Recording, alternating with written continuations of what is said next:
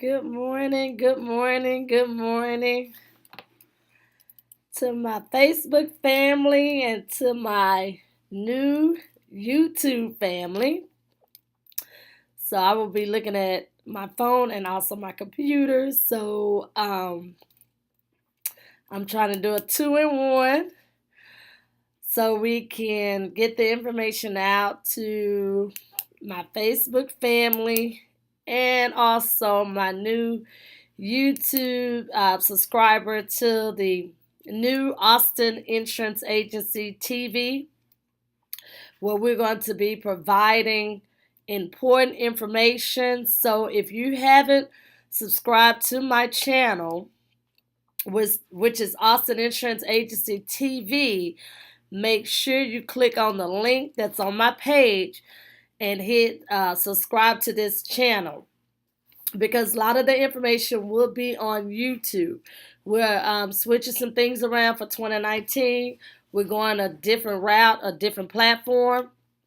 So a lot of information will be uploaded on YouTube. I will try to put some things on Facebook, some important information, some FYIs, some things you may need to know before purchasing a policy, or if you already have a current policy, some things you may need to tweak, add, or things like that. I want to be able to help you so you will know exactly what policy you have and what information you need to change and what information you need to know before putting this person down or before buying this policy and things like that. So I put a post on last night about irrevocable beneficiary. A lot of people do not know that, do not understand it, do not know how that can be a nightmare.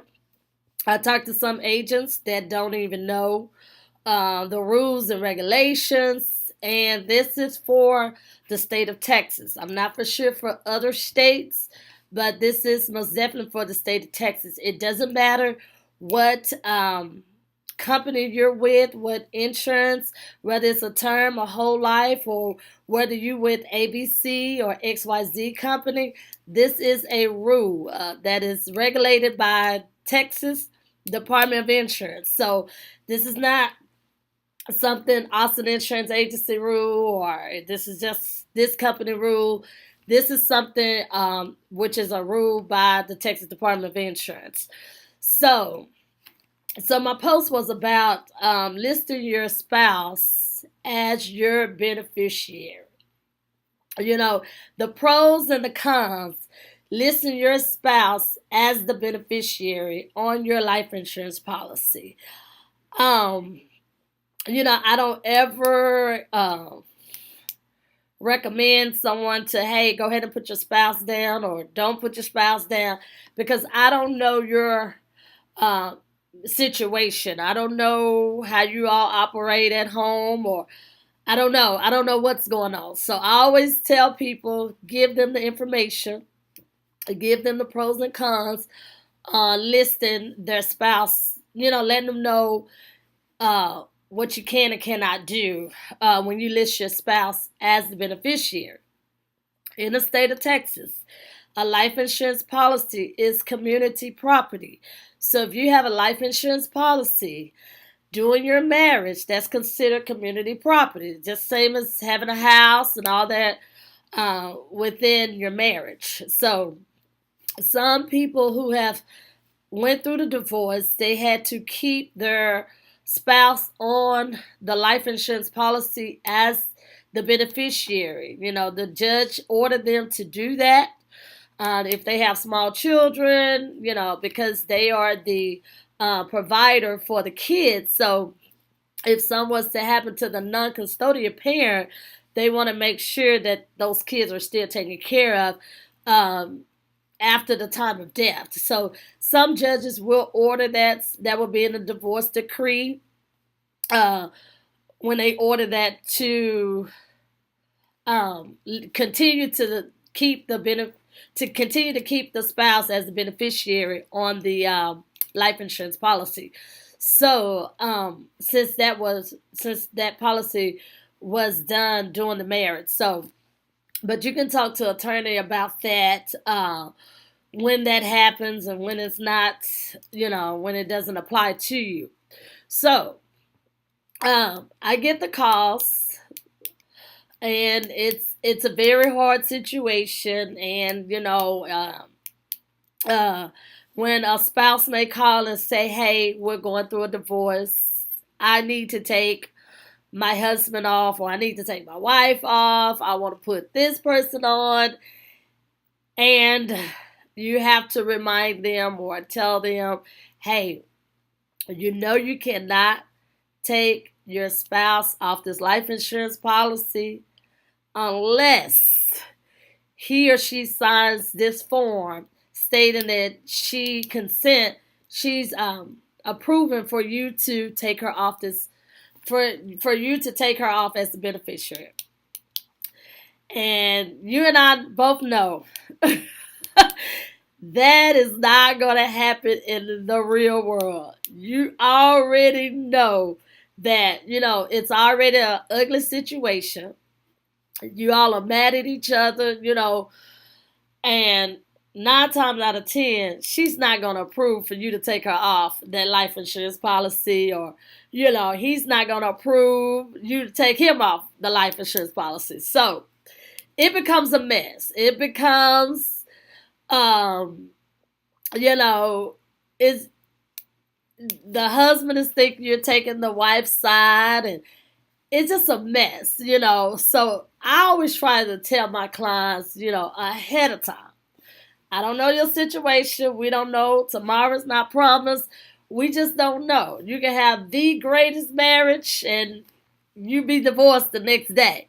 You just don't know. So I tell my clients ahead of time. If I know them, I'll say, now, if we put your husband down, or if we put your wife down, she's going to be your beneficiary for life. I call it BFL. BFL. Beneficiary for life. You won't be able to change this unless she comes in my office and sign this paperwork in front of me. A lot of people try to, well, I'll take the paperwork, I'll sign it, and, I have her to sign it. No, it's not going to work. We will both be in jail, and I'm not trying to be in jail over the life insurance policy. I love my freedom, Just keeping it real. I'm not trying to go to jail. So, it's a lot that you have to go through if this situation ever happens to you.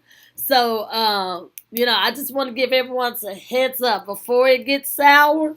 Hey, you may want to say, "Hey, baby, I need you to go to Miss Austin's office and sign these paperwork, and, we're going to do this while we're on good terms, because once it goes sour, no one is listening. No one is trying to really understand the situation, because we just don't want to cooperate with the spouse that you're about to file divorce with, that you're going through a divorce with. So just make sure that if you're in the process of filing divorce, separating, or whatever the situation may be, you want to go and sit down with your agent to discuss different options. Maybe you can add the kid, the oldest kid, to the life insurance policy. Split it 50-50 with your husband. You're going to have to figure out a way which is going to work for you. So make sure you discuss that. Make sure before you put them down as a beneficiary, hey, I won't be able to change this. I don't care how mad we get or what. And a lot of people think that I have some clients that when they try to get a loan out on a policy, and good afternoon, Jalen. When they try to get a loan on a policy, you know how we try to forge signatures, and we all do it. We sign for our husband, they sign for us, and things like that. But when it comes to a life insurance policy, that is a legal contract. So you cannot sign for someone else. I've had people, the child may be the insured, the person the policy is on, and the mom may pay for the policy every month. If she's not listed as the owner, she has no control over that policy. So when she tried to get a loan against the policy, her child has to sign the form saying that it's okay for her to get a loan on this policy. But what most people would do, try to sign the kid's name and say, hey, he don't pay for it. I get that all the time. He don't pay for the policy. I pay for Ma'am, I understand you pay me every month for this policy. But unfortunately, for you to get a loan out on this policy, your son or daughter will have to sign this policy because they are the insurer and you're not the owner of the policy. You're just the payer of the policy. You don't have any control. So I have to go through all that with them.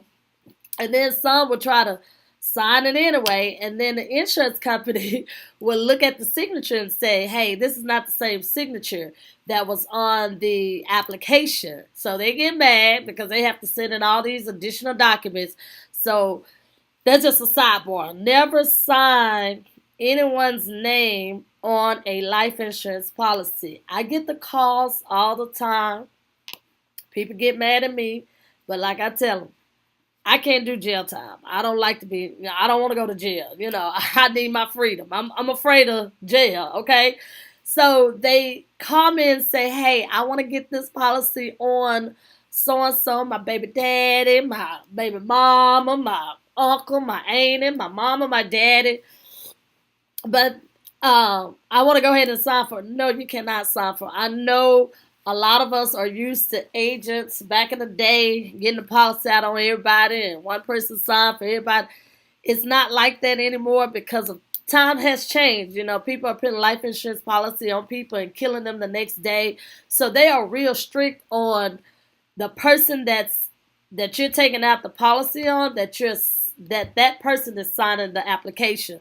So be real careful with that. If you have an agent that allow you to sign for someone else, they may not pay out on that policy once something happens to that person. So you got to be careful. Even though the policy may get approved, you may have a policy in your hand, but within the first 2 years, if they do some research and say, hey, this person had this, or this person didn't sign it, it don't match, or whatever. If they see something that it was fraudulent, it may not pay out. You may be paying for a policy that you may not really have. So be careful with that. Just do everything right. I tell people, hey, just have the person sign this policy. You talk to them about getting a life insurance policy on them. Have them to sign it. If they're not willing to sign it, I'm not willing to do the policy. I'm not going to jeopardize my license, jeopardize me going to jail over a life insurance policy. It's not worth it. So that's why I tell people, if they are not signing the policy, if they're not coming in, you're not taking no application to them to sign, I have to see them face to face. Because if something was to happen and they don't pay out, then you're mad at me. So we just have to make sure. But back to my original video.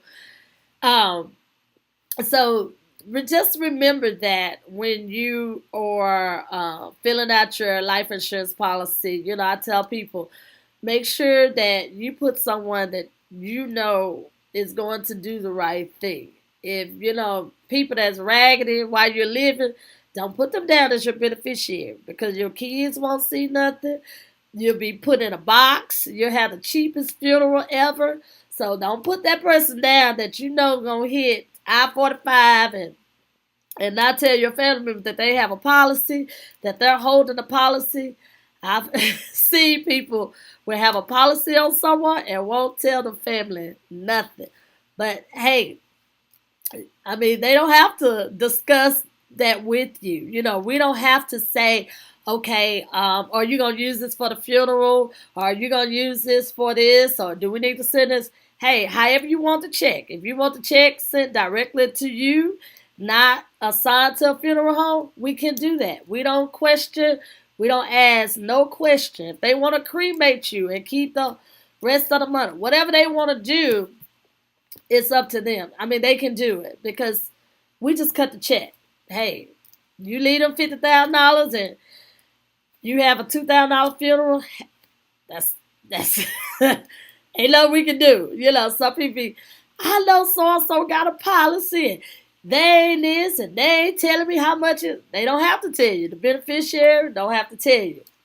But it's a lot with life insurance that I try to educate my clients with to make sure they understand, because I see it all, the good, the bad, and the ugly. So I try to educate, give them a heads up. Hey, you need to do this.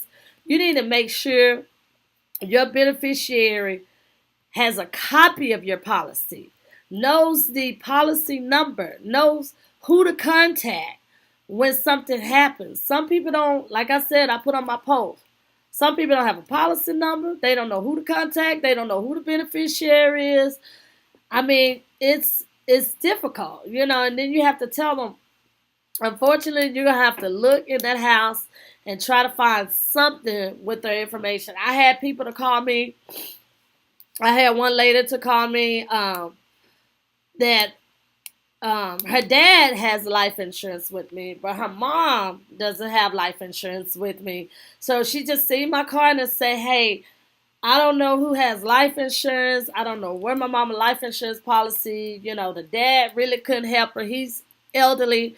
And, I told her, the only person that has a life insurance policy with me is your dad, not your mom. I don't know who your mom was with or if she had it.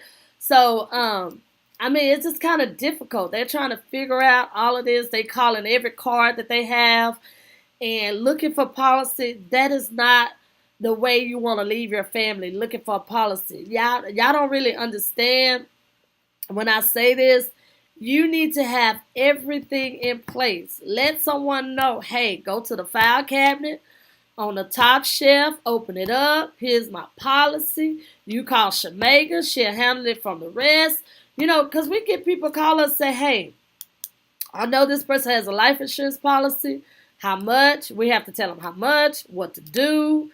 Okay, get the funeral home. We'll do this with the funeral home. We'll send in. We'll file the claim. Things like that. We have to coach them through that. And if they don't have a phone number to call, if they don't have an agent to call, and that's why I put on that post.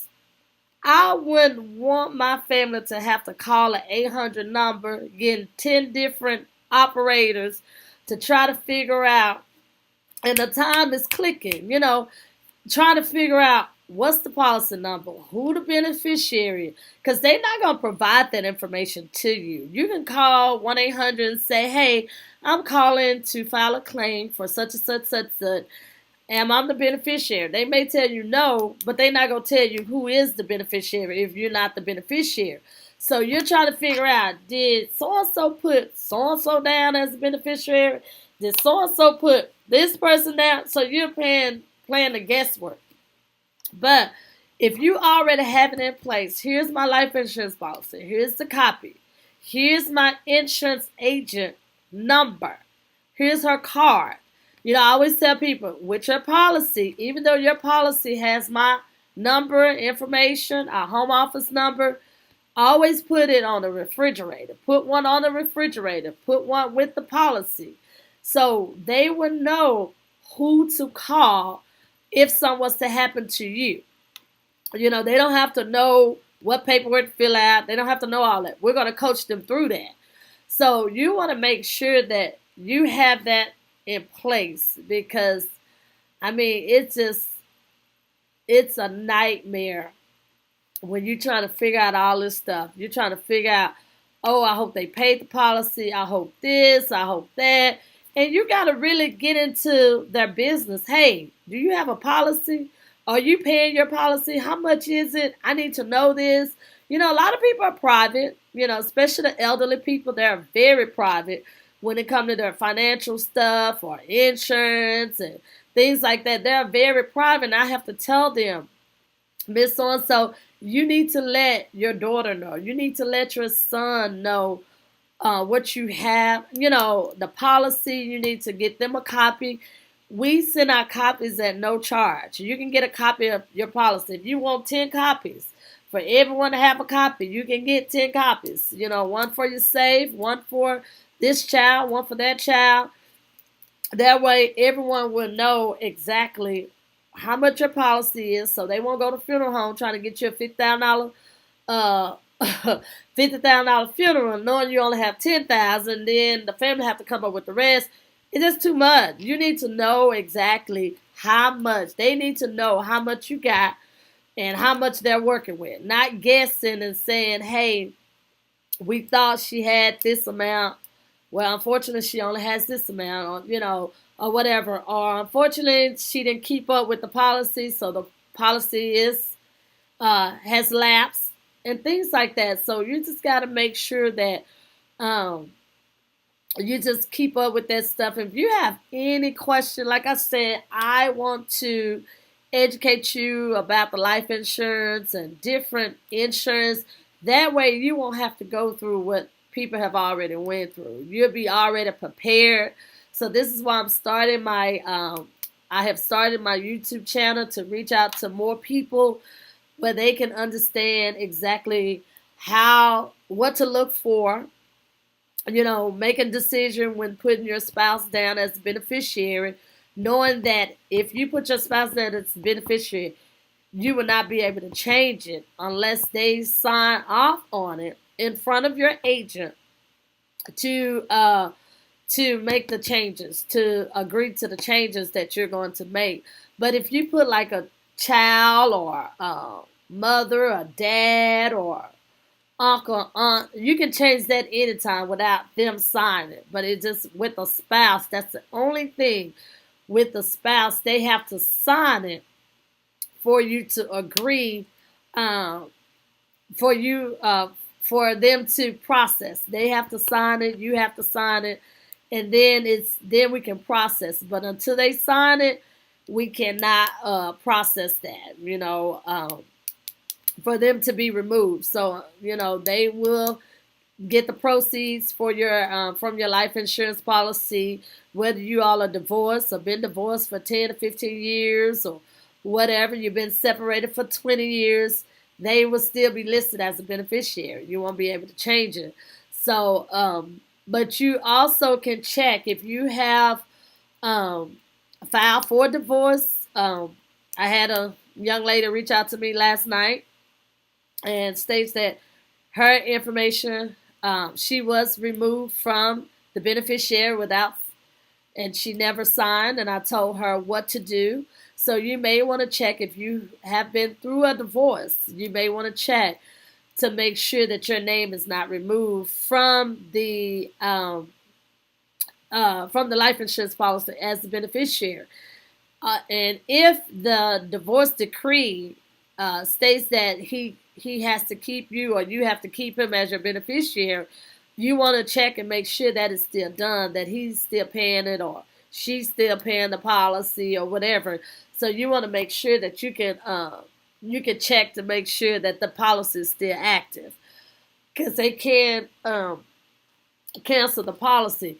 And the reason why I say they're your beneficiary for life, because some people may have had that policy for 20 or 30 years, and you don't want to start over because you don't want your ex-husband or ex-wife to get the proceeds from your from your life insurance. So it's kind of like you're stuck in the middle. I don't want him to get the money, but I don't want to start over on a new policy because my health has changed. My a lot of things has changed. So I don't want to start over from a policy that I've been having for 20, 30 years because he's the beneficiary. So it's kind of like you're stuck.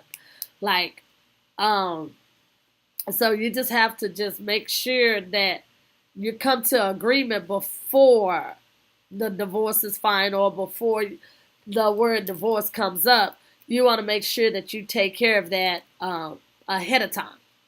So pretty much that's my information on that.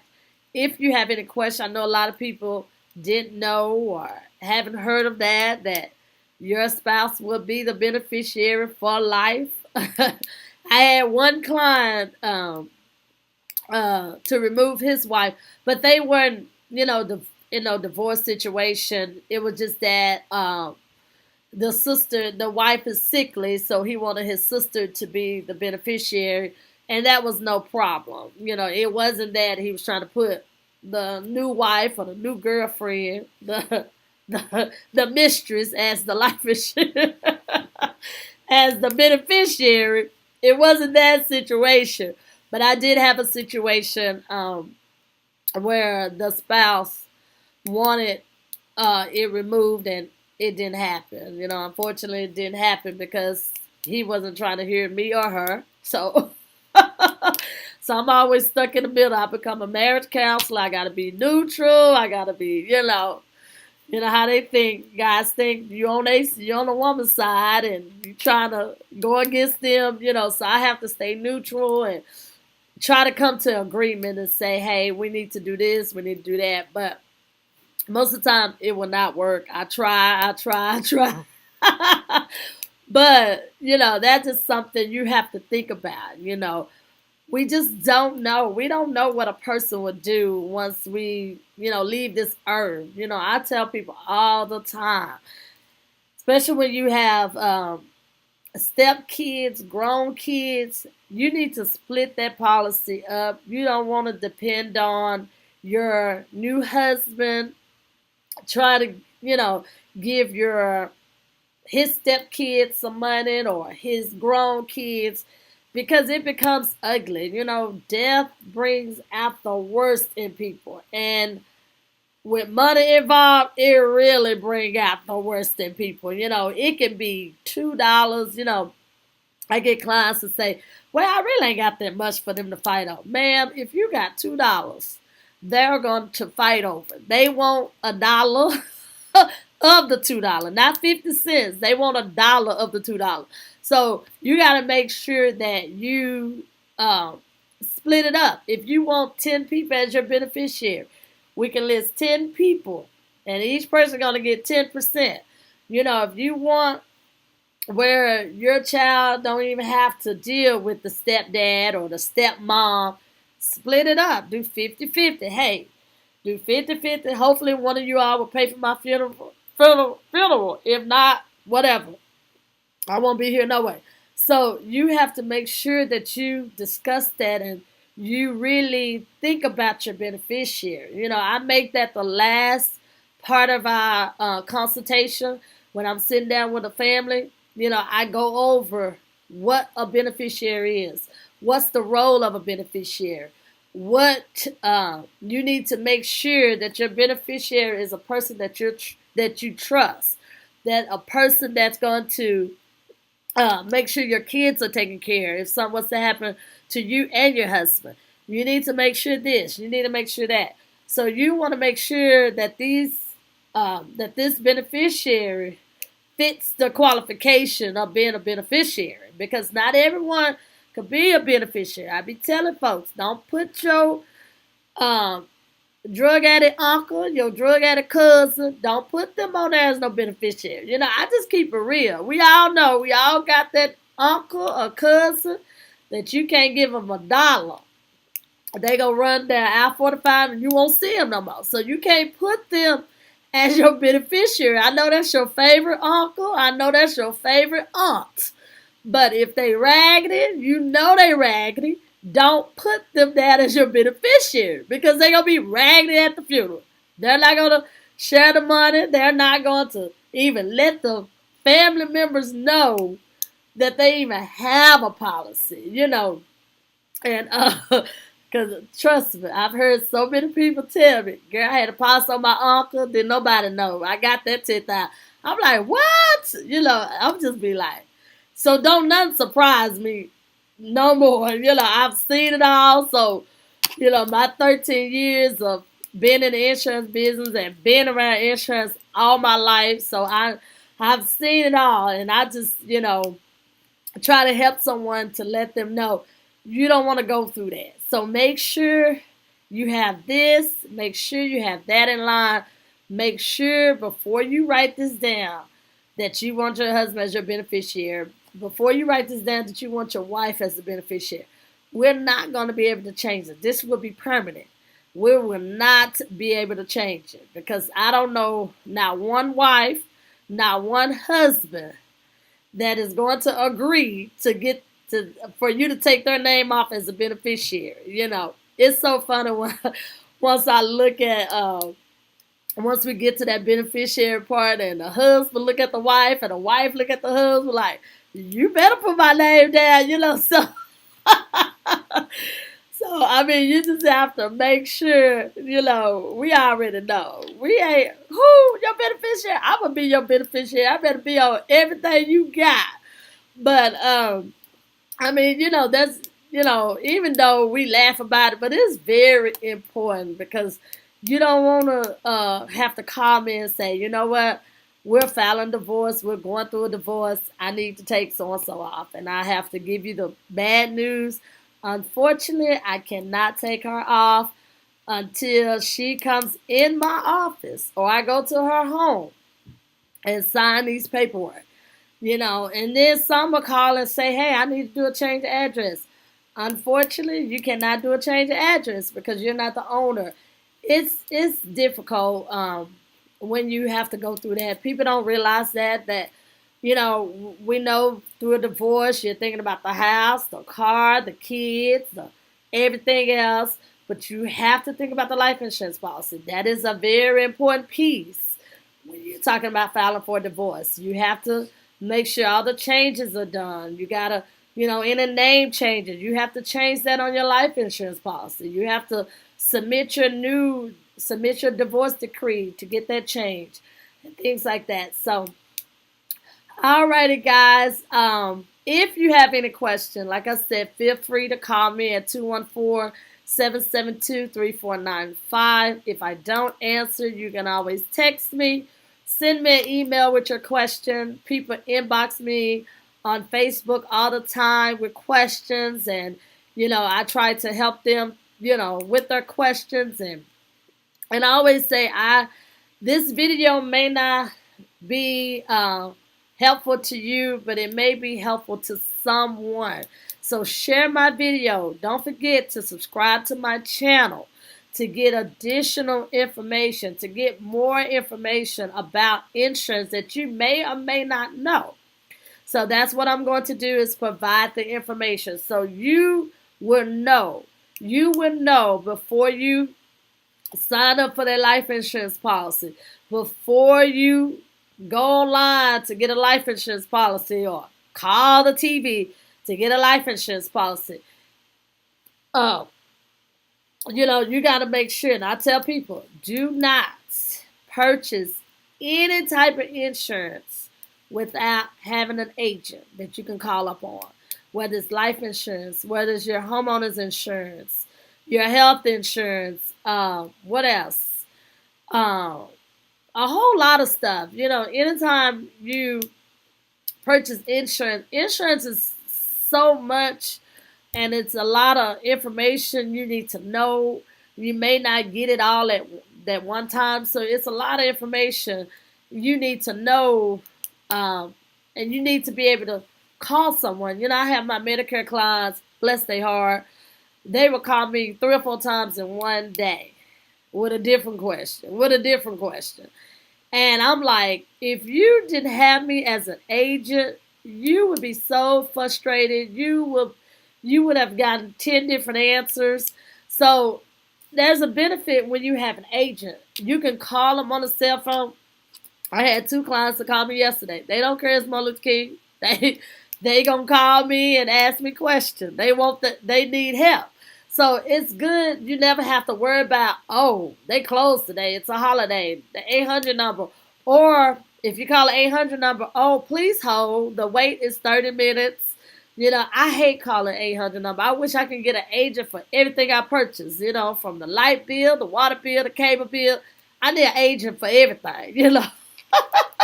That way I can just call them on their phone and they can answer, and I'm speaking to the same person.